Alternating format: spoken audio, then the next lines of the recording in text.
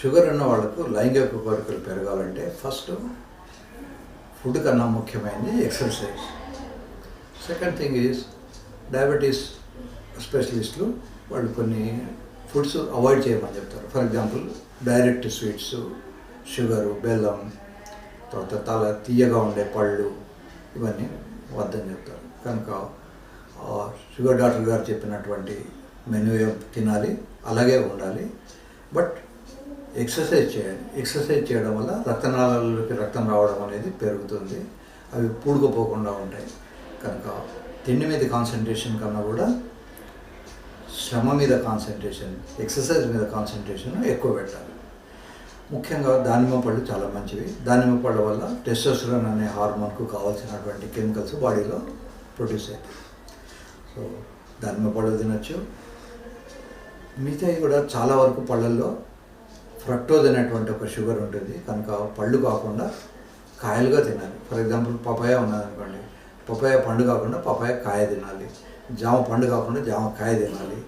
ఇలా కాయలు తినడం వల్ల వాళ్ళు they can improve their stamina, they can reduce.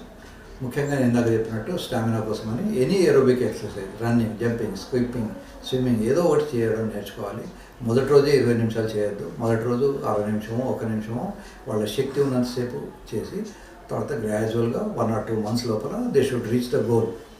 20 minutes non stop running, 20 minutes non stop swimming, ఇట్లాంటి ఒక గోల్ పెట్టుకొని ఆ గోల్కు రీచ్ అవ్వాలి.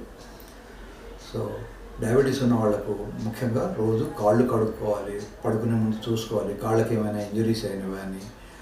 అలాగే శృంగారంలో పాల్గొనే ముందు హెవీగా తినిపోకూడదు. సాధ్యమైనంత వరకు శృంగారం అయిన తర్వాత కడుపు నిండా తినడం నేర్చుకోవాలి. తర్వాత రా ఫుడ్ తినడం నేర్చుకోవాలి. వండిన దానికన్నా కూడా రా foods, excessive vegetarian food, especially potatoes లాంటివి అవాయిడ్ చేయాలి. తర్వాత డైరెక్ట్ షుగర్స్, స్వీట్లు అవాయిడ్ చేయాలి. షుగర్ అనేది నౌడేస్ ఒక కామన్ డిసీజ్.